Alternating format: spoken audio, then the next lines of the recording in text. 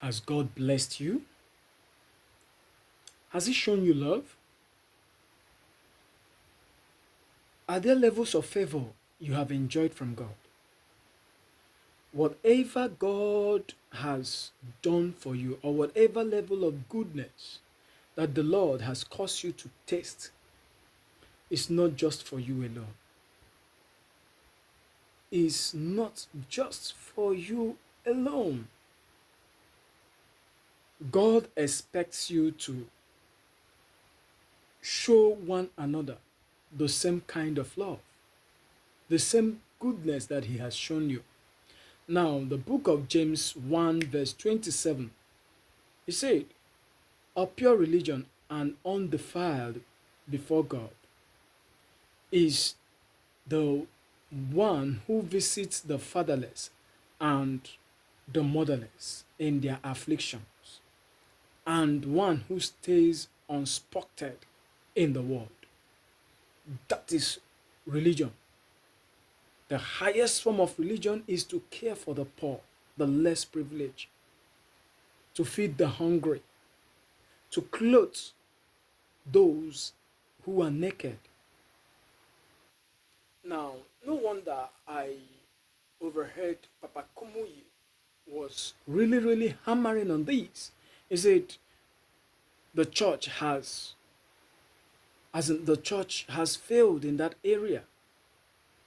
And he adjoined us to do what? To take care of the poor. He even gave it as a command that they should look for the poor around. I think it would be good for you to listen to that message, and the Lord will bless you. Just listen till the end. Look at all this offering we're collecting. This church has silver and gold. I learned of a preacher somewhere who were having their church service. And he said, now, we're going to collect offering. If you have 10,000 naira, raise up your hand. 20,000, raise up your hand. 50,000, raise up your hand.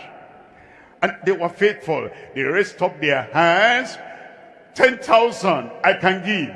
20,000, I can give. 50,000, I can give. They said, okay, raise up your hand. They raised up their hands. They stood up. He said, now that 10,000, that 20,000, that 50,000, go and give to the poor in your community. I lost my audience. Praise the Lord. All the offering is not just church. There are poor people around. There are unemployed people around. There are indigent people around. But we must build our campground, DLICC. I understand. We must build. We're going to build. But while you're building, your neighbors are dying. Your neighbors who do not have anything to feed themselves. And your fellow brother, your fellow sister has nothing to send children to school. We'll build DLICC, Deeper Life International Conference Center, but will not throw our hands up in the air. All the offering we can give, we've given to DLICC building, and we can now be at ease and allow our members to die of hunger and to be so discouraged because they have nothing, and we have the money. And what if this church, like we used to do in the olden days, good old days, that we reserve an amount of money aside for charity. That will say, as we're giving, we allocate this amount to the building of DLICC. We allocate this amount to building the district church. The district church we're building, are we not building for people? The people we're building for, they are dying of hunger, malnutrition, starvation. Let's budget. End of the year, we're coming to the new year. Let's budget part of the money. Millions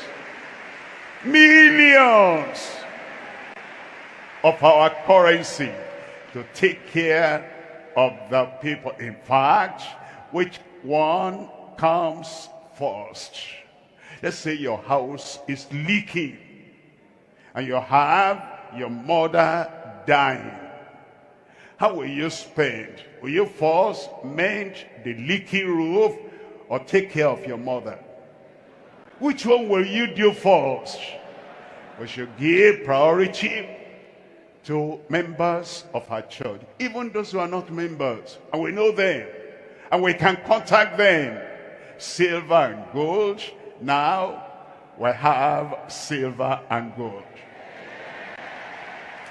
You know, sometimes even myself, we travel around, and as we travel around, you know, some of the governors and some of the people, they appreciate what is happening.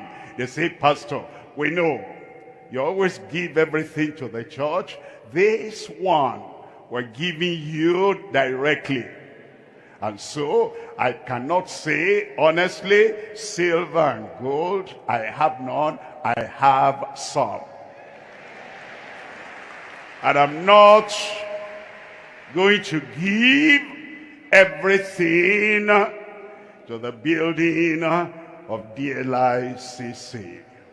I'm looking for those who are hungry. I'm looking for those who are dying. I'm looking for those who are impoverished in their lives.